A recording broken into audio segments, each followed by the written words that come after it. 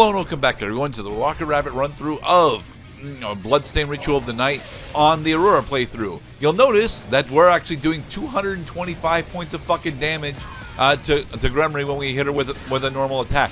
That is because we took down Zang too, meaning Matilda now has the ability to permanently critical strike Gremory.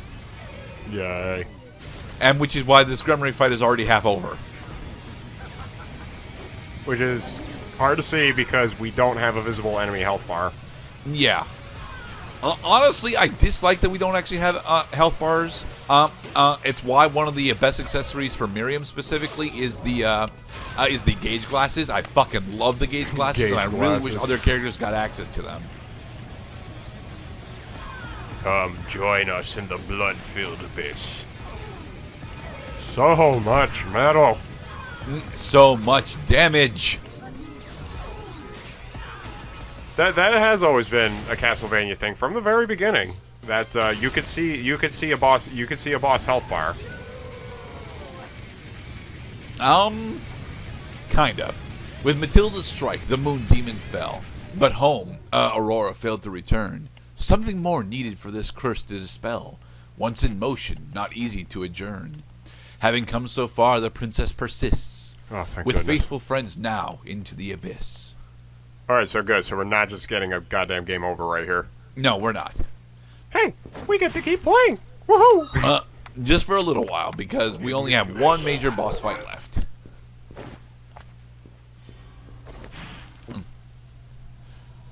I don't think we're actually doing the fight against our final boss yet, though. Mostly because we still have a whole other part left. So I was gonna say we're kind of bookending this here. Honestly, I do actually enjoy the Aurora run. I wish she was slightly less powerful, to be perfectly honest, at least on normal mode. And I still haven't actually gone through the hard mode playthrough. I really should go through the hard mode playthrough on Aurora to see if she actually deals with Alfred and Jeebel's upgraded forms that well. An upgraded Jeeble would be rather appropriate right now because we tried fighting him early game, and he destroyed us with a game over. And we tried fighting him late game, and we defeated him because he never got any more powerful. Yeah.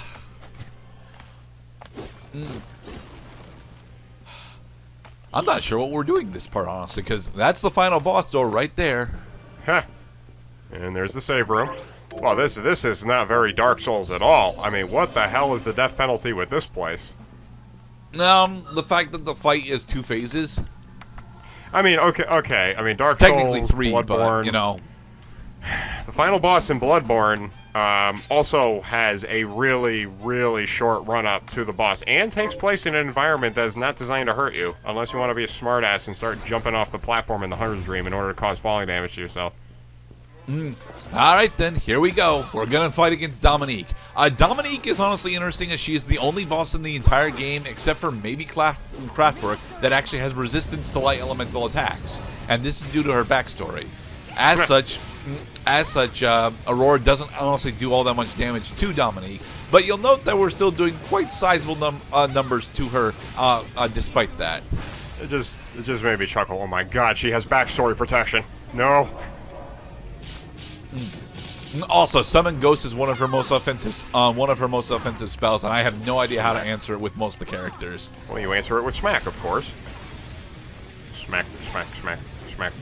You can't smack the ghost. You can parry the ghost for some fucking reason, but you can't smack them. Seeing that guitar soloist jamming out on the guitar makes me wonder if I've ever seen in media, movies, or TV a character that was just walking around with a guitar the entire episode, and the running gag was like, listen, Garth. Of course, Garth Wayne's World. Listen, there's a time and place for everything, man. You can't just rock a solo anytime you want to. Like, well, how will I know? Oh, you'll know the time, my friend.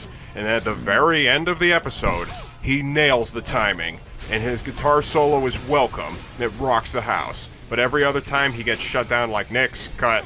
Stop. Alright, so the big attack that Aurora, the big attacks that Aurora has to actually worry about are Riga Doheen, the shoulder check, and Tisro Zane. Mostly because Aurora, although has the ability to parry Tiz Rosane, doesn't actually stop Tiz Rosane from attacking. So if she parries Tiz Rosane, she still has to figure out a way to get to the safe zone. And honestly, getting to the safe zone against Dominique as any character is a bit iffy. See, it pincers you. Well, yeah, it rewards you for moving correctly, just like a good boss should. But it's not really a reward. You just don't take damage. There's a difference. Right? No. A reward is like reinforcement. It makes you do it again because good things happen as a result of your behavior.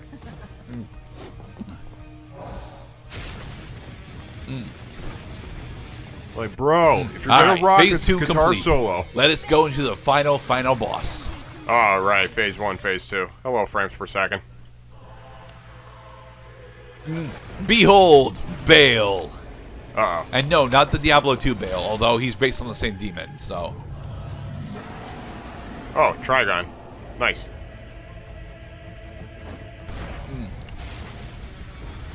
Now, the gimmick that Bale has for Aurora is the same as it was for all the other characters, which is a bit iffy because Aurora doesn't really have a decent method of attacking Dominique while she's on the Bale head. With the exception of Rubella and Gen, she really doesn't have a good method of consistently dealing damage to the head that Dominique is on.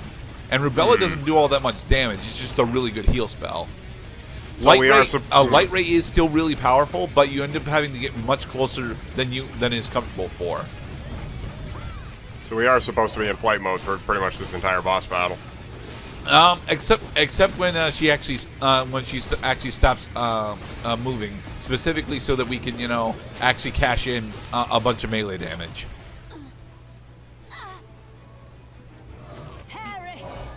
Whoa.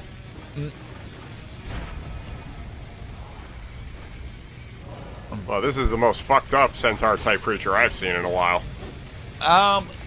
This wouldn't really be qualified as centaur. This would actually be chimera. We've got the demon primary head, the cat rear head, and the reptile secondary head. I mean, there are characters just popping out everywhere. Thanks to our longtime friend, guitar soloist. Oh no, there's Dominique. She switched to the Fish Lord head. No, reptile. That is most certainly not amphibian. I mean, yes, it has a water bubble attack, but I still refer to it as the reptile.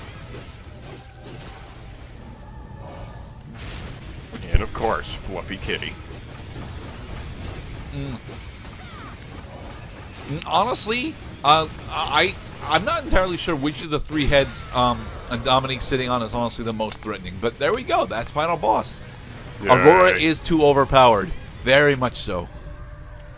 Yeah, I mean, the fucking final boss only lasted about as long as Revenant, Bloodless. And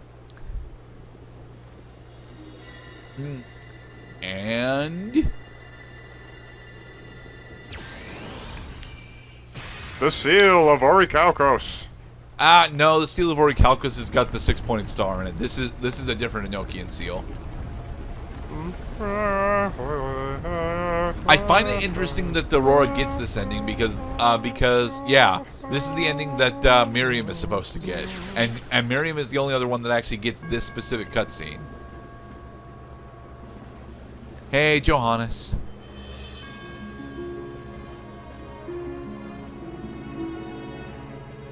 The curse is lifted. I wonder if that small girl played a part in this. Hey, that didn't rhyme, mister. Where's the compliment?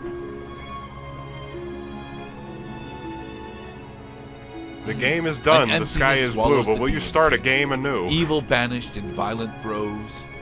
The land's healing at last will sing. Its song, Aurora shan't be graced to know. As demon fell, fate resumed its course. Heroes vanished, sent home in a blink.